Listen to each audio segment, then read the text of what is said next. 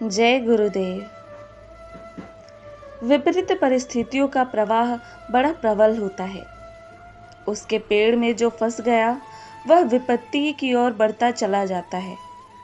बीमारी, धन हानि, मुकदमा, शत्रुता, बेकारी, गृह कलह, विवाद, कर्ज आदि की श्रृंखला जब चल पड़ती है तो मनुष्य हैरान हो जाता है।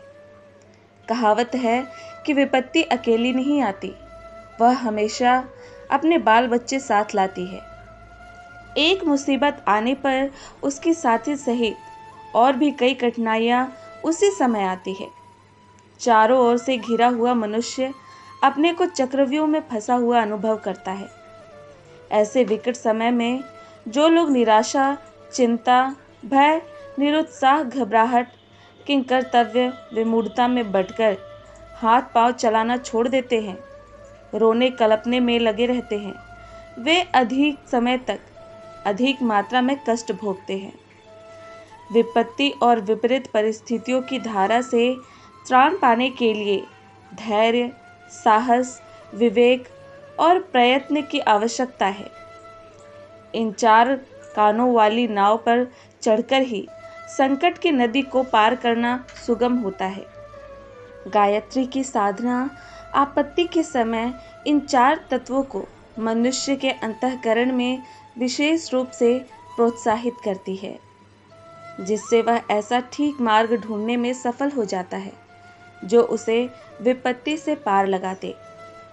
आपत्तियों में फंसे हुए अनेकों व्यक्ति गायत्री की कृपा से किस प्रकार पार उतरे, उनके कुछ उदाहरण हमारी जानकारी में इस प्रकार है। घाटकोपर बंबई के श्री RKP वेद गायत्री की कृपा से घोर सांप्रदायिक दंगों के दिनों में मुस्लिम बस्तियों से निर्भय होकर निकलते रहते थे। उनकी पुत्री को एक बार भयंकर हैजा हुआ, यह भी उसी के अनुग्रह पर शांत हुआ। एक महत्वपूर्ण मुकदमे में भी अनुकूल फैसला हुआ। इंदौर कांगड़ा के चौधरी अमर सिंह एक ऐसी जगह बीमार पड़े जहाँ की जलवायु बड़ी खराब थी और जहाँ कोई चिकित्सक खोजे न मिलता था। उस भयंकर बीमारी में गायत्री प्रार्थना को उन्होंने औषधि बनाया और अच्छे हो गए। बंबई के पंडित रामशरण शर्मा जब गायत्री अनुष्ठान कर रहे थे, उन्हीं दिनों उनके माता पिता सख्त बीमार हुए, परंतु अनुष्ठान के प्रभाव से उनका बाल भी बांका न हुआ, दोनों ही निरोग हो गए।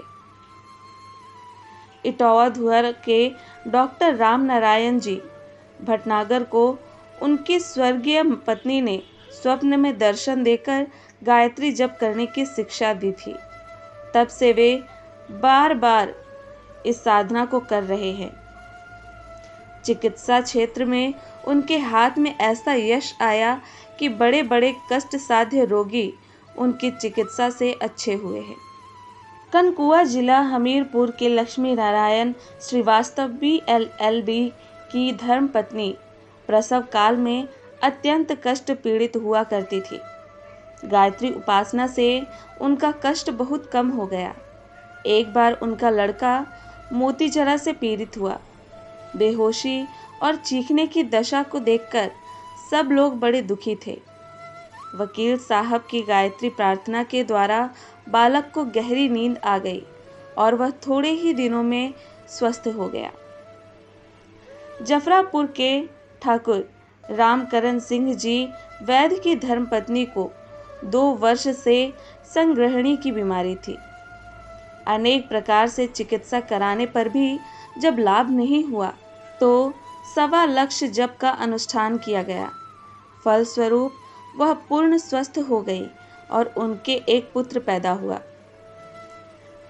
कसराबाद निमाड़ के श्री शंकरलाल व्यास का बालक इतना बीमार था कि डॉक्टर वैद्यों ने आशा छोड़ दी। 10,000 गायत्री जप के प्रभाव से वह अच्छा हुआ। एक बार व्यास जी रास्ता भूलकर रात के समय ऐसे पहाड़ी बीहड़ जंगल में फंस गए जहां हिंसक जानवर चारों ओर से शोर करते हुए घूम रहे थे। इस संकट के समय में उन्होंने गायत्री का ध्यान किया और उनके प्राण बच गए। विया शहादाबाद के श्री गुरुचरण आर्य एक अभियोग में जेल चले गए थे। छुटकारे के लिए वे जेल में जप करते रहते थे।